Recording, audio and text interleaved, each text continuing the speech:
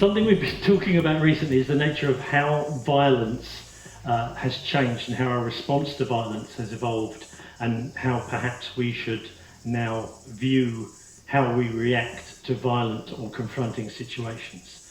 Now, one of the most critical things that's happened in the last 20 years is the advent of people being attached to their mobile phones.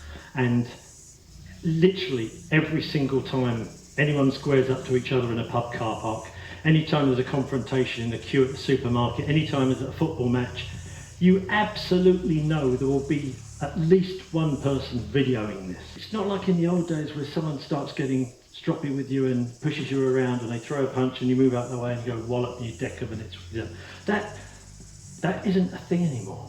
And also as Aikido people, we should be trying to preemptively de-escalate. Now that's not as easy as it sounds.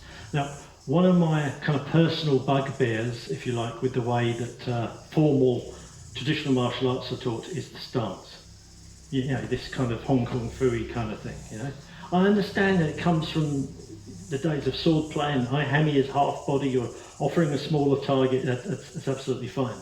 But if it all kicks off and you square up to someone like this, you're basically in a fighting stance, yeah? I mean, there's no real backing down from that. And if people have got their phones on, even if it was their fault and they're starting it and you know, you're basically in a defensive thing, 10 months later when this gets to court, God forbid, you're the martial arts expert that's in, you know, it never does you any good. So something I've learned from a couple of friends that are close protection officers and are bouncers and security guys is the change of the body language. Now there's the old spear fighting system and there's, you know, Jeff Thompson's fence. For me, the thing I think is really, really useful and practical is a kind of a non-threatening three-quarter stance. And I think of it as if I've just walked in as a supply teacher and I'm trying to calm down a group of 13-year-olds that are a bit rowdy, kind of this, you know. Not threatening, I'm not submissive up here, I'm not opening all this up, I'm not kind of down the shoulder like a boxer, I don't know, you know, it's kind of this, all right, calm down, nicely. Non-confrontational. Now you can take this kind of body language right the way through to even the expression on your face, and you know, if you're a bit like this, that changes. Or looking down your nose at someone can be taken as being aggressive.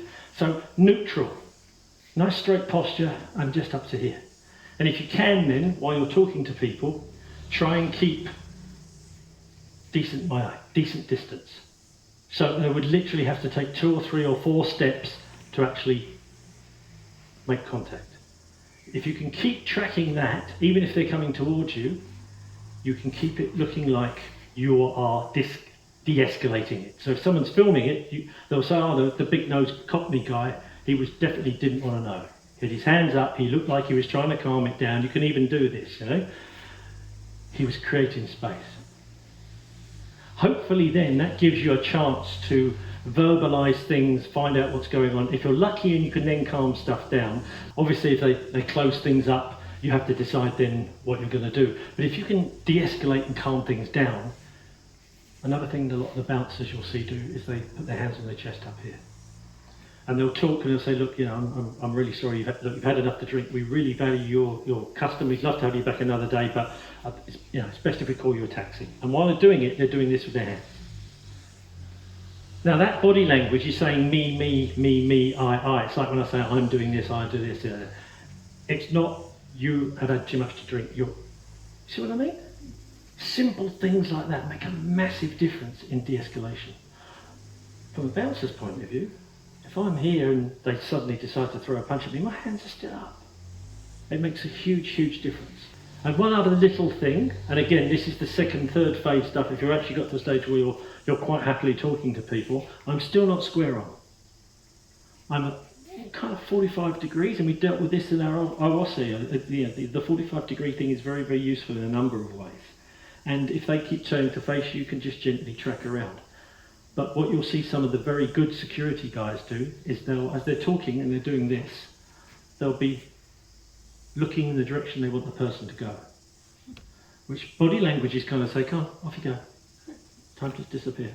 It's not instructional, but you'll see primates do this, you'll see lions do this. It's kind of a body language, ta-da, bye. It's like opening a door for a cat. It's the same thing. But from their point of view also, is that you're both looking at the same thing. So you're building that common bond.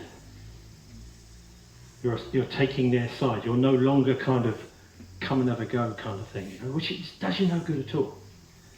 So it's something that's worth bearing in mind, and I think when we're doing our jiwaza and when we're doing our sparring, it's worth starting off in this, rather than just, even if we've got headgear on and gloves, rather than starting off like this, tucked down the shoulders, sometimes worth starting off like this, as if you're actually trying to de-escalate it, and when your partner comes in, just bear in mind that the first part of this could well be on video.